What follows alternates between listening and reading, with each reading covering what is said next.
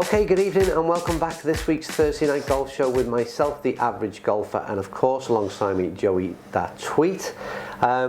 Pretty boring week really, Joe, isn't it, in the grand scheme of things, golf-wise? Really gone on, is there? We're all waiting for next Thursday for the kick-off of the Masters, and I just wonder how many people will be tuning in next Thursday's show, Joe. No, everyone will be glued to the TV watching the Masters unfold the first night. It's probably the most, well, it's the tournament I look forward to most for the year, to be honest, that and our British Open. But yeah, it's pretty dull this week. But there's you mentioned some news a few weeks ago about this introduction of a shorter format, and the Golf Sixes comes into play shortly, doesn't it? So it comes to play on the 6th of May. Right. And then we'll finish on the 7th.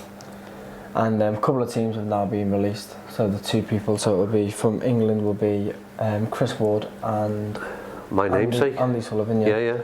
Wales is Bradley Dredge and was it Jamie Donaldson? James Donaldson, yeah. Helped you out there, didn't he? Yeah, me out there. Scotland, you've got Richie Ramsey and Mark Warren. Right. But, and isn't there 16 teams? 16 teams yeah. in total. They'll play each other and then knock out till 8. I mean, the interesting thing when you look through the names of the players that are playing, no disrespect to them, but I think the highest ranked world players is Andy Sullivan and Chris Wood. And then the names that you'll see in there, you'll no doubt be familiar with a lot of them, but it's not your top boys, but it's great to see these people supporting this event, and interesting to see how it pans out. It's at the Centurion Club, isn't it? Yeah, in North London.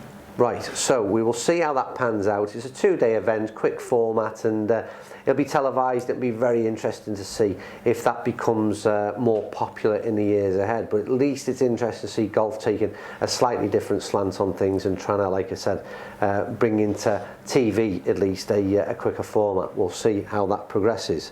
One bit of world news from last week, which was a bit disappointing really, I thought. The Dustin Johnson again.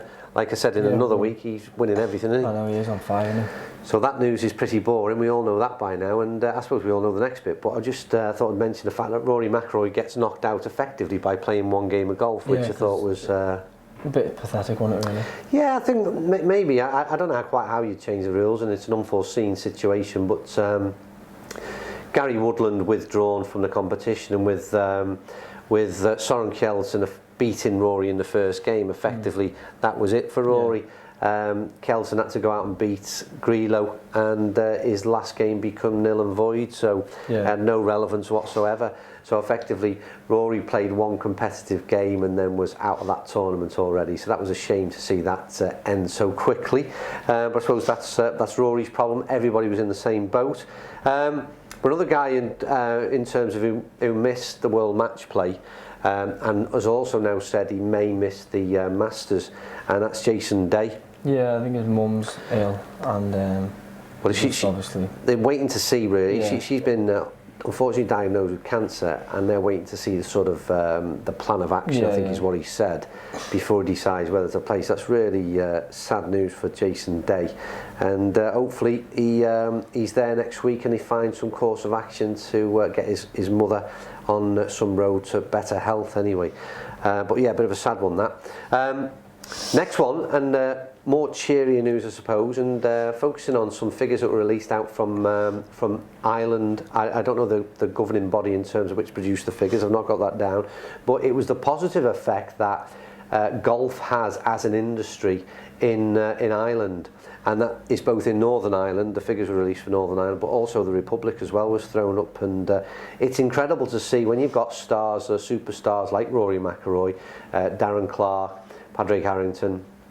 I'm sure there's plenty of others there that I've missed out, but the impact they have on as an industry on the economy in a country, and what it was announced was that Northern Ireland 2,200 jobs now are provided through golf. 130 million pounds worth of money, it is a lot of money, and great to see. But the other fact that I got, and I don't know, did I write this one down for you? Yeah, the Republic of Ireland. Yeah, it's even more, isn't it? 328 million. Which is, the Republic of Ireland element is a lot bigger than Northern Ireland, so it's all sort of relative, I suppose. But again, you know, between the island itself, nearly 500 million pounds worth of of money going into the economy, which is fantastic to see the positive effect and how important golf is as an industry. We talk about it as perhaps dying off at times, but you realise just how important it is to countries and to economies. So that's great news as well. I read as well that the Open will be returning in a couple of years, so hopefully that should then... So is it back at Portrush, is it? Yeah, it's a couple, I think for the next 2 years, I think it said. I think they have a 9-year rota, so yeah, it's probably... Yeah, so they haven't had a competition like that in a while, so now hopefully this will... Bring it back to boost again. Yeah, well, that's good to see. We might get an invite, Joe. Yeah, Portrush. Yeah, on the first day. I stayed at a hotel that overlooked Portrush, that's the closest I had to look at it every day and never got to play it. So there you go, maybe one day. Right, on to some product news, Joe. First of all, you've got a special offer from Titleist, haven't you? Yeah, so if you buy 3 dozen balls, you get 1 dozen for free. And this is the Pro V1s and the Pro V1Xs. Yeah. So yeah, buy 3 dozen, get 1 dozen free. But you also get the ability to personalise. You choose your number. Oh. Yeah, which is that's their thing of personal. But I think you can choose from number 1, or maybe it's 0, to 99. So if you've got any lucky numbers on there that might think that your hole put bring you a bit of good luck, then stick a number on there and you can do that. That's also part of the deal as well. And then in other product news, and probably start off with a picture, Joe, if you can just throw us up a picture right now. What you're looking at there is the Toulon Design Putter. Now first of all, the Toulon Design Putter as a company, assuming that's Toulon, are owned by Odyssey. Yeah, because I've seen it. There's Odyssey's on the underneath of the putter. I've seen it. Oh, is it on the markings, is it? Yeah, it's on the, I think it's on the left side. Yeah. Ah, right, okay. Well, I didn't know that. That was something I learned this morning. So Odyssey parent company. This putter is made out of 17 different components. Yeah, I've seen that. Aluminium face, carbon crown, stainless steel in the bottom of the club, a PVD finish. What's that? Polyvinyl. I couldn't tell you. No? I haven't got a clue. Anyway, it's released on April the 14th. It's an interesting looking putter. But get your credit card ready because this one retails at another 320 nicker. Quid. A few quid that one, so but it's certainly, I like the look of it. It is. I think, didn't they say it was something like designed off some sort of race car? Yeah, I think it's the Indy 500. I don't get it really. Why? No, I don't get the relation to the two. But of inertia and all that, isn't it? All right. Take your word for that. A bit of tech. It's a nice looking putter. It's a bit weird, but I actually quite like it. I think it's a bit futuristic again. I think Scotty Cameron brought out a Futura putter. It's still in existence because they made a few different versions of it, but the first one they brought out, that it looked like a spaceship had landed. Space rocket so this is again quite a futuristic looking putter is how I'd explain it. Anyway, enough of that. That's product news out the way. On to reviews, and we were, as ever, back at Clark's Golf Centre on Monday morning, bright and breezy. We had a few products to test, and we'll start off with the Callaway XR Pro Irons.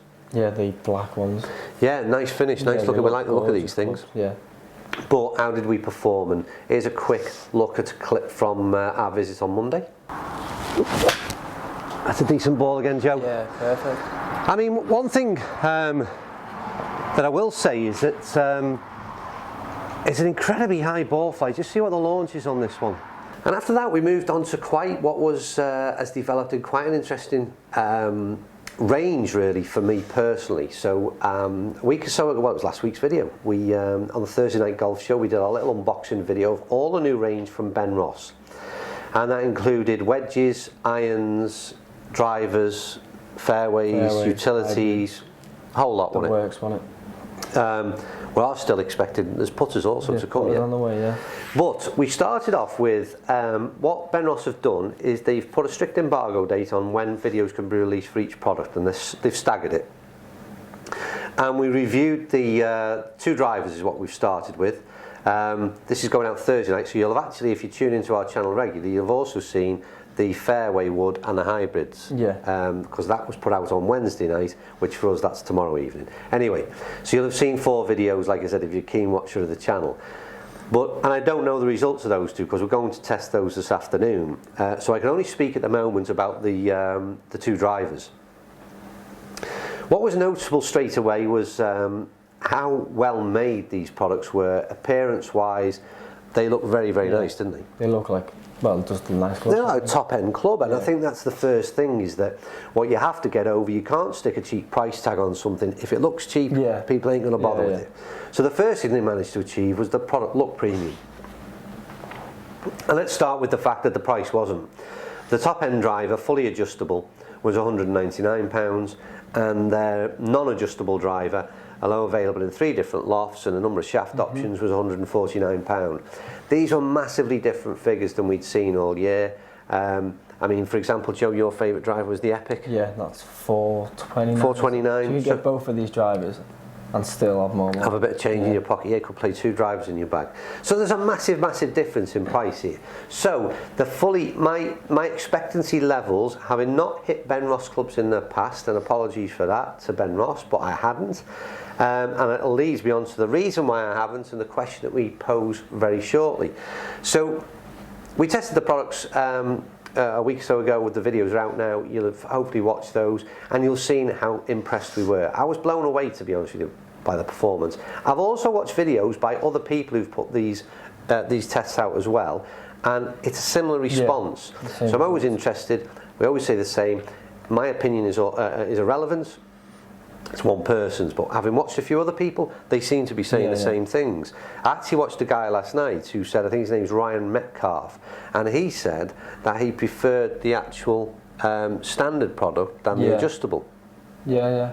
And so it's, but that's a personal preference. But anyway, all I will say is these products performed incredibly well. Taking the price point aside, they performed incredibly well.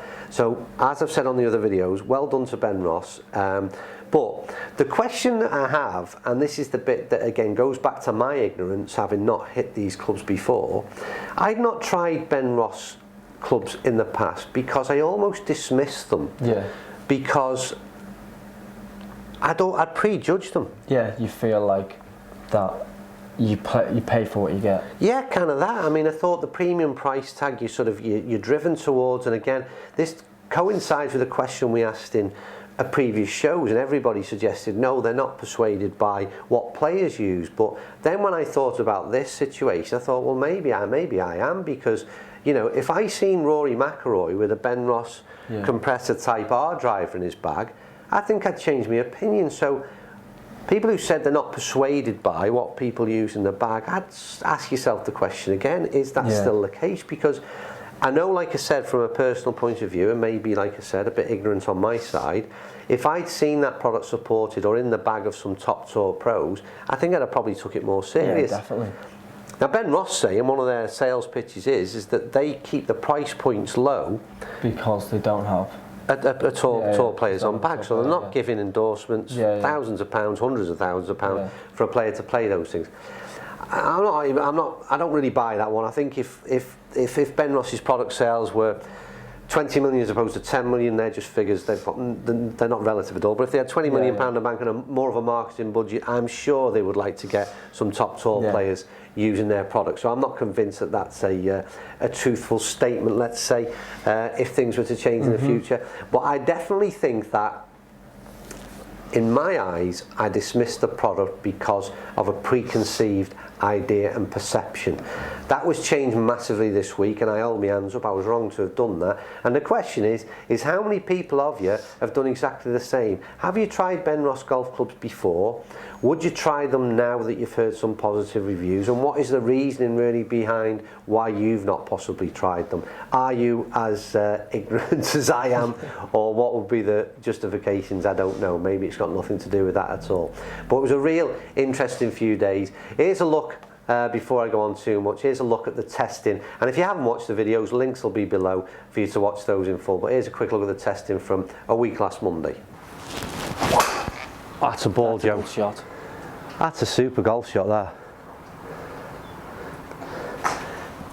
Skytrack's not doing me justice because that was a slightly right to left shot as well, but at 257 it was more than talking. Oh, Joe. Yeah. I can't knock this at all because well, just knock it out the park. It's been going well, hasn't it? Yeah, really well. I mean, it's the steadiness of it as well. I mean, that's gone up again, 256 marks. Okay, so like I say, links down below and watch those videos in full. Now then, sticking with product just for a little while, and we've just been sent a, I think these are the 2 premium products from Forte. From Forte. New guys on the market, are they? Yeah, more new golf balls. So just stick one of them to the camera, Joe. These are the Apex. The reason, what it's all about again when you look at a product to start with. Forte there, see that? It's a real high quality looking golf ball. I like the look of it, and again, that's again just a. It means nothing if performance isn't right, but first of all you've got to like the look of something, and these are clearly in relation to the whole packaging of the product, how the ball itself looks and feels. It's definitely a top end product. This is the Tour S Performance. We'll see how those go in the next few weeks. We'll do some testing on those. So thanks to Forte for sending us those in. Now then, just to finish, we asked a question last week about should we do a live Thursday night show. It was a mixed response, and to be fair, most people said yes, we should. Yeah. They'd do it. A few said maybe build a sub base a little bit higher. So we're going to sort of meet in the middle there, and I think the decision is, well, we're on about 2,900 subs about to reach. When we get to 3,000 subs, which is only 100 away, then I think that'll be the time to do our first live show. So anything you can do to assist in getting those next 100 subs, we will then do our live show, and we'll see how that goes. Course vlogs start very soon. We've been a bit fair weather players. I've been playing golf, but we haven't done much videoing out there. That'll start in the next few weeks, and again, the offer still stands. If you want a visit from Joey, the tweet, and the average golfer, and you fancy a game and a video camera following us around, then by all means send us in a message to info@tuplo.co.uk, and we'll arrange a game sometime this year. Look forward to that. Anything else, Joe? I think that's us, really, isn't it? I think so. Yeah. So enjoy the rest of your week. Watch the videos from the links below, all the ones that you haven't seen so far, and we'll see you. We've got next week is the continuation of this Ben Ross range, so you'll have a few more videos out that come out. I can't remember the dates, but they're staggered across next week sometime. So enjoy those, and we'll see you next week for the Thursday night golf show, and thanks as ever for watching. Bye. Bye. Camera 2. See that? Yeah.